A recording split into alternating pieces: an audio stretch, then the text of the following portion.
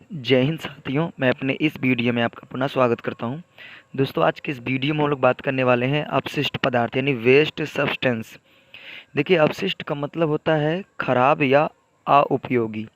अउपयोगी अउपयोगी का मतलब ये है कि जिसका कोई यूज नहीं, यानी जो यूजलेस होते हैं। ऐसे पदार्थ जो यूजलेस होते हैं उन्हीं को हम लोग अपशिष्ट पदार्थ कहते हैं।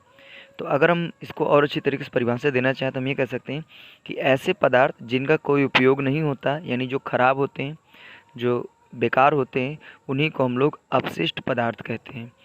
और जो अपशिष्ट पदार्थ होते हैं ये 3 प्रकार के हो सकते हैं। पहला नंबर आपका हो सकता है ठोस अपशिष्ट, दूसरा गैसीय अपशिष्ट, तीसरा आपका हो सकता है तरल अपशिष्ट। तो आइए देखते हैं, ठोस अपशिष्ट की बात करेंगे। तो देखिए, ठोस अपशिष्ट में जैसे आपके आएंगे नगर पालिका का कचरा हो गया, औद्योगिक यानी इंडस्ट्रियों के जो वेस्ट मटेरियल होते हैं, और कृषि के अपशिष्ट यानी जो फसलों से जो हमें वेस्ट मटेरियल प्राप्त होते हैं, तो वो भी आपके ठोस अपशिष्ट में आ जाएंगे। जैसे एग्जांपल में आप लकड़ी उकड़ी समझ सकते हैं। दूसरा नंबर होता है गैसीय अपशिष्ट। तो गैसीय अपशिष्ट में आप कह सकते हैं कि जो उद्योगों की चिमनी और वाहनों से जो धुआं निकलता है वही आपका गैसीय अपशिष्ट है। तरल अपशिष्ट की बात करें तो इसमें जैसे आपके आएंगे वाहित मल, जो बहती हुई गंदगी, औद्योगिक रसायन और जो रंजक होते हैं, ये सभी आपके तरल अपशिष्ट के अंतर्गत आएंगे। ये मैंने प्रकार की बात की। अगर श्रेणी में बांटें तो हम लोग अपशिष्ट पदार्थों को 2 श्रेणियों में बांट सकते हैं। पहले तो इसको हम लोग कह सकते हैं कि जैव निम्नीकृत पदार्थ, और दूसरा हम इसको बांट सकते हैं अजैव निम्नीकृत पदार्थ। तो आइए बात करते हैं जैव निम्नीकृत पदार्थ क्या है। तो अगर इसकी हम परिभाषा देना चाहें तो हम ये कह सकते हैं कि वे पदार्थ जो वातावरण में कुछ समय बाद स्वतः ही ऊष्मा या कह सकते हैं सूक्ष्म जीवों की क्रिया के द्वारा नष्ट हो जाते हैं या अपघटित हो जाते हैं, उनको हम लोग कहते हैं जैव निम्नीकृत अपशिष्ट। इसका सीधा सा मतलब ये है कि जो पदार्थ जैसे कुछ ही समय में, यानी ज़्यादा नहीं, थोड़े समय में ही उनका अपघटन होता है, वो सड़ के ख़त्म हो जाते हैं, तो उनको हम लोग कहते हैं जैव निम्नीकृत पदार्थ। एग्जाम्पल की बात करें तो जैसे फलों या सब्जियों के छिलके कह सकते हैं, मृतदेह यानी कोई मरी हुई शरीर है वो भी, और मल यानी जो गंदगी है, मल। तो ये सभी लोग आपके क्या हैं, ये जैव निम्नीकृत पदार्थ, यानी कम ही समय में इनका अपघटन हो जाते हैं, ख़त्म हो जाते हैं। अगर हम बात करें जैव निम्नीकृत पदार्थों के प्रभाव यानी इसके क्या इफेक्ट हम लोग के ऊपर पड़ता है, तो पहला इफेक्ट ये है कि जैव निम्नीकृत जो पदार्थ होते हैं, जब ये इनका अपघटन होता है तो अपघटन होने के समय पर ये अत्यंत दुर्गंध यानी बहुत ज़्यादा बदबू करते हैं।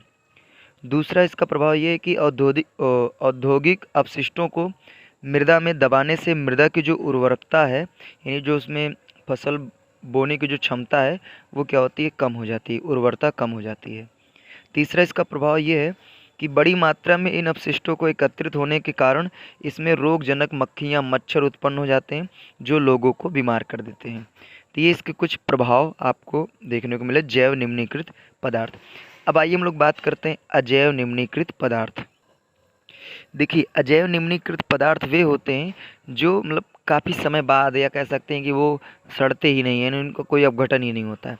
तो अजैव निम्नीकृत पदार्थ की परिभाषा ये है कि वे पदार्थ या वे अपशिष्ट जिनका अपघटन काफ़ी दिनों बाद, या कह सकते हैं होता ही नहीं है, उन्हीं को हम लोग कहते हैं अजैव निम्नीकृत पदार्थ। एग्जाम्पल में आप समझ सकते हैं जैसे कांच है, प्लास्टिक है, अपमार्जक है, और DDT है। ये कुछ ऐसे मतलब पदार्थ हैं जिनका अपघटन होता नहीं है, यानी ये सड़ते ही नहीं है, गलते ही नहीं है। अगर हम बात करें अजैव निम्नीकृत पदार्थों के प्रभाव की, तो पहला प्रभाव ये है कि लंबे समय तक अपघटित न होने के कारण ये मृदा और वायु में से आहार श्रृंखला में प्रवेश करके जीवों को नुकसान पहुंचाते हैं। ये तो लंबे समय तक ये अपघटित ना होने के कारण ये क्या करते हैं, मृदा और वायु में आहार श्रृंखला में प्रवेश कर जाते हैं और ये जीवों को नुकसान पहुंचाते हैं। दूसरा ये है कि ये पर्यावरण हेतु हानिकारक होते हैं, तथा ये अगर अधिक मात्रा में एकत्रित हो जाते हैं तो ये जीवों के लिए प्राणघातक भी हो सकते हैं।